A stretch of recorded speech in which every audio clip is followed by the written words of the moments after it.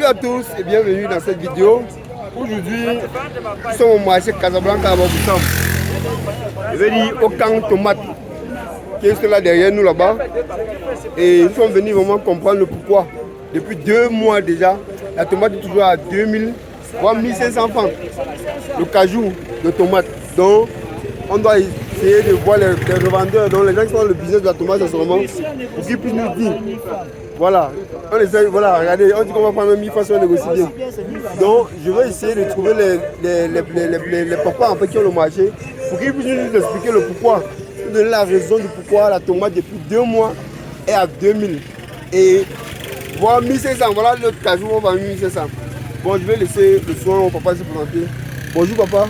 Bonjour. Oui papa. Bon, déjà, sois la bienvenue sur notre chaîne. Oui, il y a beaucoup de questions qu'on aimerait vous poser sur la culture, non seulement sur la tomate, parce que depuis ce temps, les agriculteurs pleurent en fait. Les agriculteurs qui cultivent beaucoup la tomate. Bon, vous qui êtes au centre, donc entre les agriculteurs et le marché en fait, qui est le pont en fait. Le pont de livraison et tout ça. Aux consommateurs. Bon, nous aimerions échanger avec vous et comprendre le pourquoi. Comment peut-on expliquer que la tomate fait 2 mois, c'est à 2000, 1500, 2500 quand c'est trop cher, on peut dire. Bon, au début, la tomate se retrouve à ce prix parce que nous n'avons pas les voyageurs ne sortent plus. Les Gabonais, on ne les voit plus. Oui. Les Nigériens, on ne les voit plus. Oui. Or, tout le monde s'est jeté dans la culture. Oui. Sous prétexte de pouvoir s'en sortir. Oui, pour s'en sortir. Mais hélas, il y a abondance puisque tout a fleuri et tout a mûri au même moment. Oui. Ah, je comprends. Voilà le gain de cause. Ouais. Puisque nul ne travaille en collaboration avec l'autre. Voilà, ah, je comprends. Chacun travaille personnel. Oui, je comprends. Mais à la fin, tu tombes dans la marge. Dans la marge. Étouffante. Étouffante. Donc ça veut dire que le marché est abondant, il y a beaucoup de tomates au marché, mais la demande est élevée. La production est élevée, la demande est moindre. La demande est moindre et nous n'en avons pas de machine pour transformer en pâte. C'est ça qui nous manque. Vraiment. Puisque s'il y en avait une machine pour transformer en pâte et conserver pour longtemps, vrai de Dieu, la tomate aurait un prix standard. Au Cameroun, la tomate pouvait déjà être un peu, donc pouvait déjà satisfaire oui, la demande. Pour longtemps, oui, et créer beaucoup d'entreprises aussi et beaucoup d'argent en fait. Mais si on conserve, c'est beau. La tomate ne serait jamais si bas, très bas comme ça. On pourrait à aucun jour arriver à ce prix, puisqu'à un niveau un producteur pouvait aller s'abonner à la machine. À la machine et livrer constamment. Et récolter directement. Allez, on transforme. Oui, parce que bon, ça m'a vraiment intrigué et ça faisait longtemps. Et j'observais, ça fait déjà plus de 2 mois. Et je vois, on va mettre la tomate, on va 1500 derrière, juste derrière vous là-bas. Parce qu'un agriculteur disait chez moi, il ne s'en sort pas parce que seulement une tomate pour quitter du champ jusqu'en ville. Si on veut mettre tous les coûts, donc on peut dire quoi Je vais te répondre. Oui. Vraiment, il ne faut pas avoir la surprise. Quand le jardinier te dit qu'il ne s'en sort pas, oui. Vraiment, même, il y en a même qui voyagent avec la voiture. Oui. À Douala, oui. Il est obligé de fuir plutôt pour entrer parce que la vente ne permet même pas de payer le transport. Et celui qui a vendu. Oui. Ah, je comprends.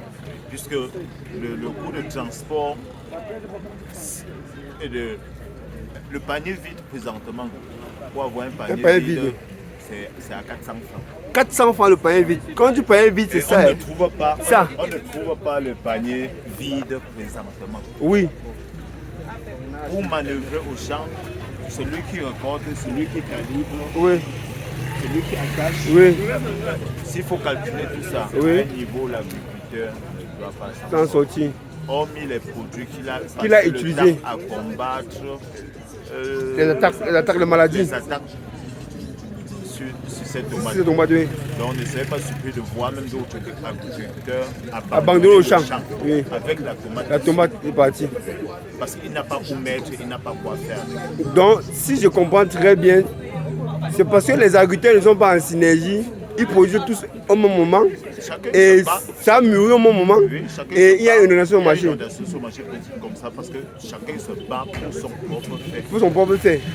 Ils ne sont pas unanimes en fait. Oui. Et aussi le fait que, bon, qu'est-ce qui explique le fait que les Gabonais viennent plus ici chez nous, les Nigériens et les consorts pour s'approvisionner? Bref, c'est un problème que tu ne peux pas déterminer parce que ce sont les gens qui apparaissent que par moment. Oui, parce que... Oui, quand ils apparaissent, quand tu sens que le marché a un peu changé, ce qu'ils sont là, puisque d'autres prennent quand ce n'est même pas encore rouge. Quand c'est pas encore mûr? Oui. Oui. D'autres prennent quand ce n'est même pas encore rouge. Et c'est comme ça que ils voyagent avec, avant d'arriver à leur destination, que ça a mûri. Ah ouais, je vois un peu. Oui, je comprends. Parce que là, vraiment, j'ai voulu comprendre ça. Donc ça veut dire le problème, si on comprend bien, c'est parce qu'il y a des tomates qui sortent hors du pays.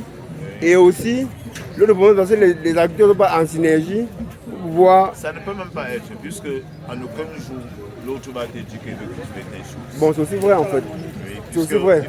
Il faut faire une observation. Oui. Celui qui cultive le poireau n'est pas celui qui cultive le poireau. Et quand il veut lancer son poireau, il ne dit pas à l'autre qu'il veut lancer le évidemment, poireau. Évidemment. Donc, tu cultives ce que ton cœur te dit de faire. Oui. La culture, c'est l'art de la chance. Le vivre frais surtout. Le vivre frais, c'est l'art de la chance. L'art de la chance. Si tu travailles ton vivre frais, tu sors sur le marché chanceux. Bon, on dit marché chanceux, il y a 2 mois de cela, on va tomber à 10 000. Bien sûr, puisque quand on a fait quelques jours de grève, disons. Voilà, oui. La tomate a grimpé. On a eu avant que la tomate à Douala à 24 000 occasions. En quelques jours. Oui. Tout ça, c'était juste parce que la tomate n'avait pas voyagé. Il n'avait pas voyagé. Et après, il y a eu une inondation. Une inondation, oui. Dès que la grève est finie, on est... Dès que la route s'est ouverte, dès qu'on a dit que la grève a baissé, la tomate est entrée au marché. Non, ça. Bon, merci bien et j'espère que vous avez...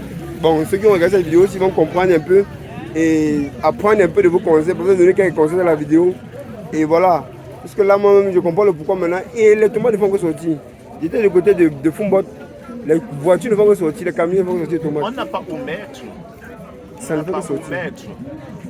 C'est pour ça que tu vois dans les rues, dans les sous-quartiers, dans les petits marchés, on balade avec les tomates. On se balade avec les tomates, oui. Par-ci, par-là, puisque c'est la chose la plus consommée. Oui, c'est le fruit le plus consommé au monde, la tomate. Oui. Le fruit et le légume le plus consommé au monde. Oui. Bon, merci bien papa et voilà. D'abord, ça peut changer avec nous. Et on va repasser encore une prochaine fois. Ok, merci bien.